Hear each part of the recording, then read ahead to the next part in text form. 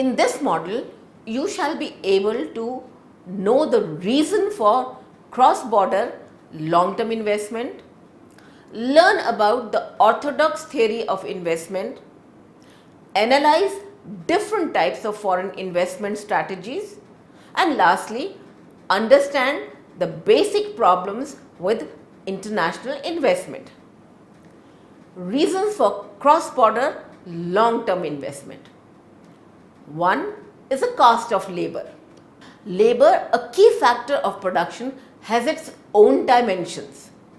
Today, globalization is not merely sticking to export and import, it is more to do with cross-border investment and internationalization of production. Cost of labor influence the decision on multinational companies to invest abroad. Lower labor cost provides incentive to the multinational companies to invest abroad in labor intensive industries, whereas in case of capital intensive industry, labor is going to play less significant role. The quality and skilled labor requirement might force the company to invest in high wage nation. Diversification. The economic reason behind cross-border investment is diversification. It follows the same principle as financial diversification. Geographic diversification increases shareholder value and improves long-term performance when firms engage in correlated foreign direct investments. The diversification is required to spread the risk. The cash flows are correlated with the performance of individual national economies, but the performance of these economies are not perfectly correlated. Hence, diversification helps in bringing stability in the cash flows. Operational constraints. Operational constraint may induce direct investment. Sometimes government prefers local production over imported goods. So government introduces certain policies to restrict import. This induces foreign firms to invest in domestic country. Sometimes to avoid regulations at home country, the firm may decide to invest abroad. Offshore bank is a bank located outside the country of residence of the depositor, typically in a low tax jurisdiction or tax haven that provides financial and legal advantages. Special incentives. Incentives are important for attracting foreign investment. Tax concessions such as investment write-offs, tax concessions on sales, export, license fee, etc. Tariff concessions such as reductions on import of inputs and provisions for protective tariffs. Financial incentive such as investment grant loans at preferable interest rates and subsidies. Curbing labor union, simplifying labor laws and lowering environmental and safety standards encourage the foreign company to invest abroad. Market consideration. Market considerations, major factor that influence investment abroad. Market dominance has direct relationship with long-term investments and profitability. Decline in the margin in home country induces the firm to invest abroad. After a point of time, home country's market becomes saturated. That is, no more growth opportunities left in the home country. This saturation leads to cross-border investment. Factor advantage. An advantage in technology is the biggest incentive to invest abroad. Easy access to the capital market and management know-how. capital market accesses lower cost of capital for the firm and allows it to operate more cheaply than the smaller local firms. Management know-how increases the success rate of business venture. Residual motives. The purpose of the FDIs is to support the activities of the rest of the enterprise of which they are part. The motive is to support the ancillary units by investing abroad and support the trade related investment decision. For example, investment done in the host country to manage trade related activities such as purchasing of intermediate inputs in case of resource seeking strategies. The theory of orthodox investment. Net present value. The net present value rule is also the basis for the neoclassical theory of investment. The decision to invest depends upon the net present value, that is NPV, of the project. Firstly, we calculate present value of the expected future cash flows of each period. The present value is calculated by discounting the expected future cash flows at an appropriate discount rate, and then we subtract the investment cost from the present value of future cash flows to arrive at NPV. If the NPV is positive, then we accept the project. Otherwise, we reject the project. For example, a project has investment outlays of rupees 25,000. There is 50% probability that investment will give rupees 10,000 in year 1 or rupees 5,000 in year 1. The expected future cash follows from year 1 as follow: 0.5 into 10,000 plus 0.5 into 5,000, that is rupees 7,500, when the discount rate is 10%. NPV is equal to present value of future cash flows minus investment outlay. That is, NPV is equal to sigma 7,500 divided by 1.1 to the power of minus t minus 25,000. Identifying the cash flow.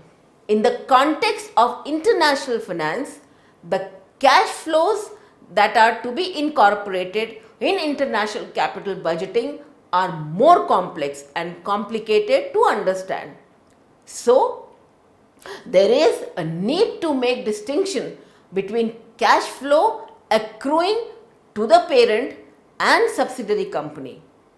Further, the exchange control by the host government reduces cash flows to the parent company.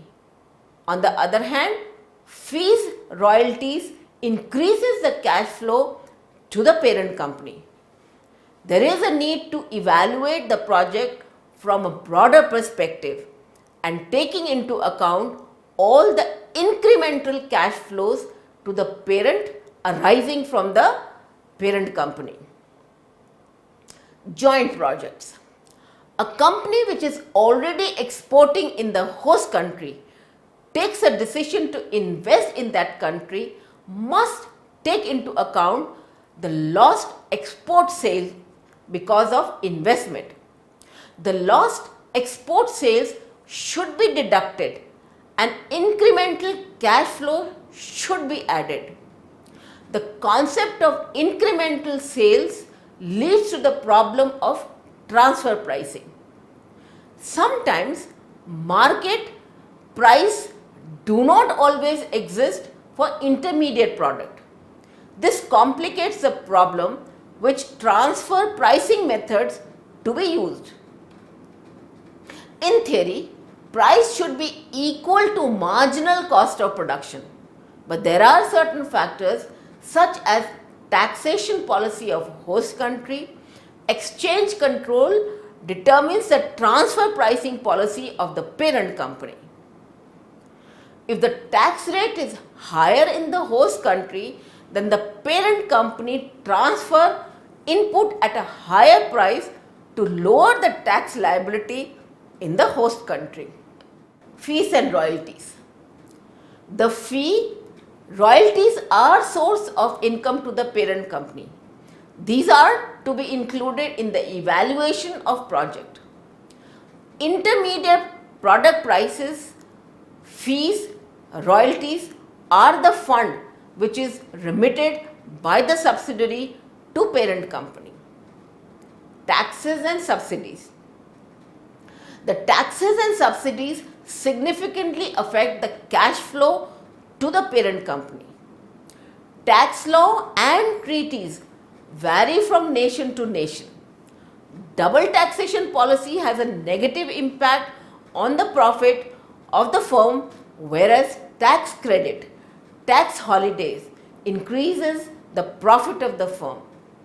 The retrospective tax also has a negative impact on profit of the firm. For example, Vodafone and Indian tax authorities conflict over tax policy have negatively impacted the investment sentiment and profits of Vodafone. Currency fluctuations. The fluctuations in the exchange rate bring volatility in the cash flows accruing to the parent company. The parent company should take into consideration the exchange rate risk by incorporating it into capital budgeting. Parent company cash flow could be affected if the project output varies as a result of devaluation of currency and changes the quantity of transferred input or amount of the royalties and fees. Different types of foreign investment strategies. These can be classification of foreign investment, foreign direct investment, international joint ventures. An international joint venture, that is IJV, occurs when two businesses based in two or more countries form a partnership. A company that wants to explore international trade without taking on the full responsibilities of cross-border business transaction has the option of forming a joint venture with a foreign partner. Merger and acquisitions. A merger is a combination of two companies to form a new company, while an acquisition is a purchase of one company by another in which no new company is formed. For example, Tata Steel acquired Nat Steel in Singapore. Greenfield investment. A form of foreign direct investment where a parent company starts a new venture in a foreign country by constructing new operational facilities from the ground up. In addition to building new facilities, most parent companies also create new long-term jobs in the foreign country by hiring new employees. Foreign portfolio investment. Foreign portfolio investment typically involves short-term positions in financial assets of international markets and is similar to investing in domestic securities. This type of investment is relatively liquid depending on the volatility of the market invested in. The FPI has following investment strategies. Diversification strategy. By making investment in different financial assets, the foreign firm can diversify their risk and may ensure stable return.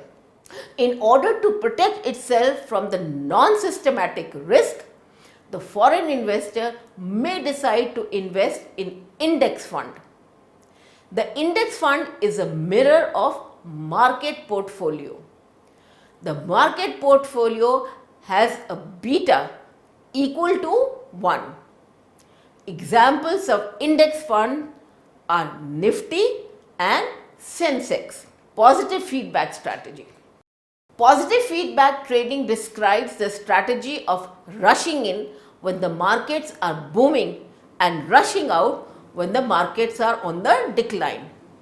Hence, it predicts a relation between the past performance of the market as indicated by the value of the market index and the current FII investment. Herding strategy.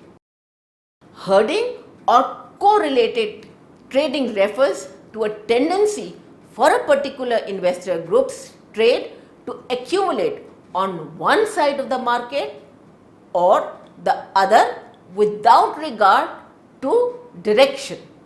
Many look at the dot-com bubble of late 1990s and early 2000s as a prime example of the ramification of herd instinct in the development and subsequent pop of that industry's bubble. Basic problems with international investment. One is a tax system. Every nation has a different tax system. MNCs making investment in the host nation has to comply with the taxation policy of that nation.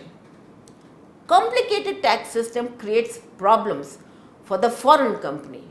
For example, complicated tax system of India barred many foreign investments in India. Legal system. The legal system, laws and pre-investment procedure halts the investment process. The MNCs require clearances from many departments before making investment in host country.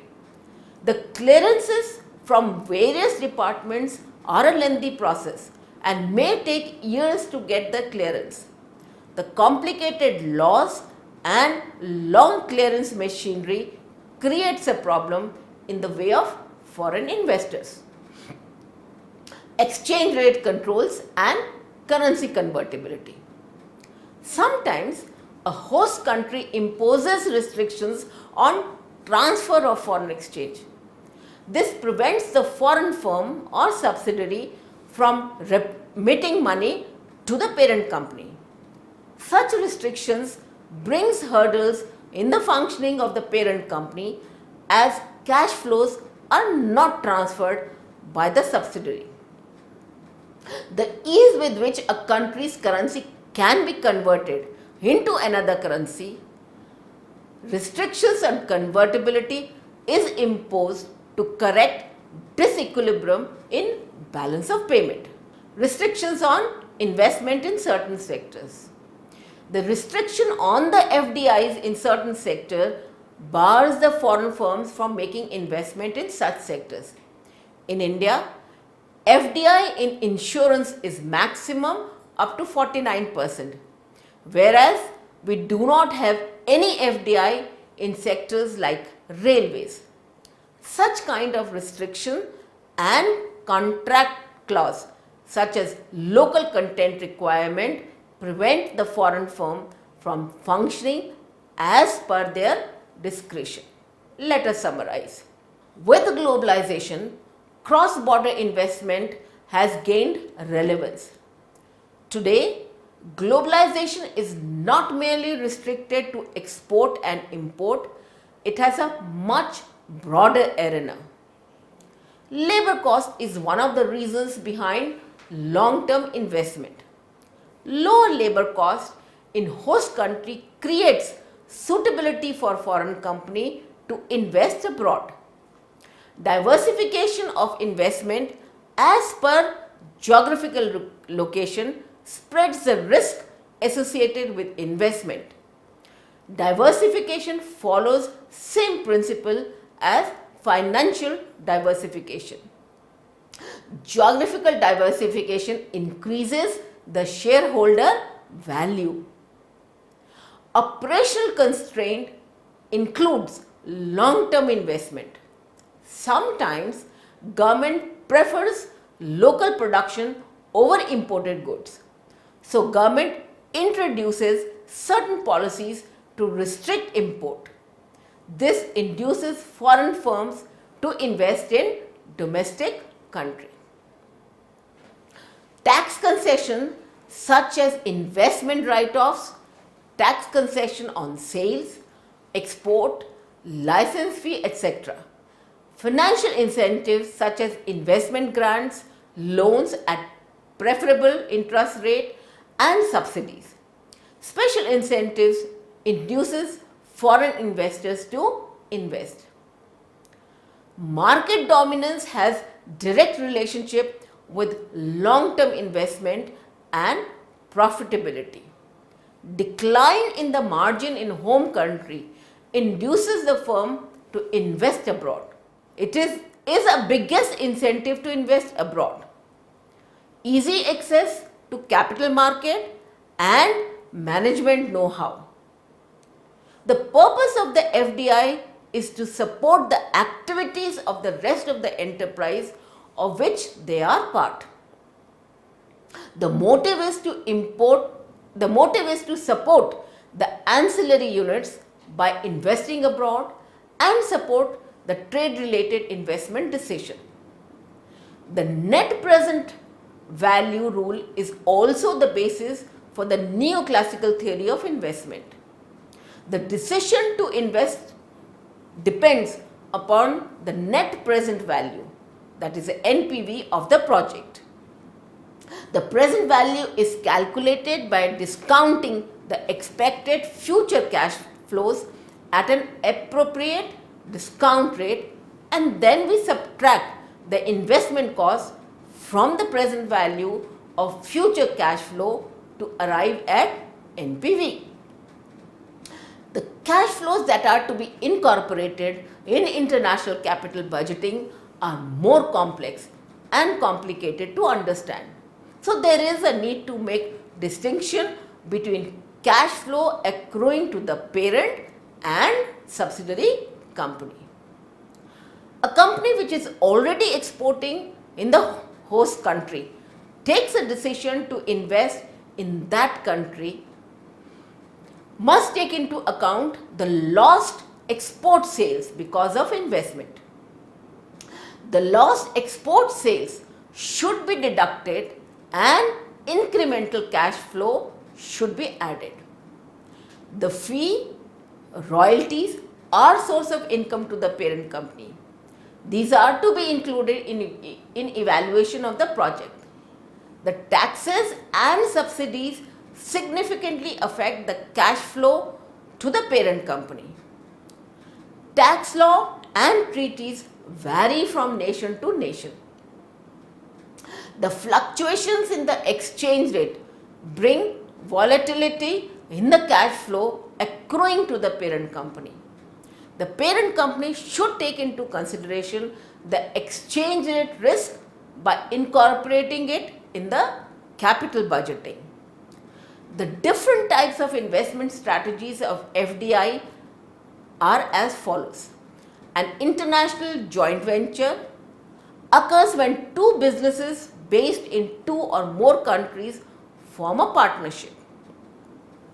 A merger is a combination of two companies to form a new company, while an acquisition is the purchase of one company by another in which no new company is formed. A greenfield investment is an investment where a parent company starts a new venture in a foreign country by constructing new operational facilities. Foreign portfolio investment typically involves short-term positions in financial assets of international markets. Diversification strategy involves making investment in different financial assets to spread the risk. Positive feedback trading describes the strategy of rushing in when the markets are booming and rushing out when the markets are on the decline. Herding or correlated trading refers to a tendency for a particular investor's group's trade to accumulate on one side of the market or the other without regard to direction. The basic problem with international investing is as follows. Complicated tax system creates problem for the foreign company. The legal system, laws and pre-investment procedure halts the investment process. The MNCs require clearances for many departments before making investment in the host country. And lastly, exchange rate control creates restriction on transfer of foreign exchange. This prevents the foreign firm or the subsidiary from remitting money to the parent company. The restriction on the FDI in certain sector bars the foreign firm from making investment in such sectors.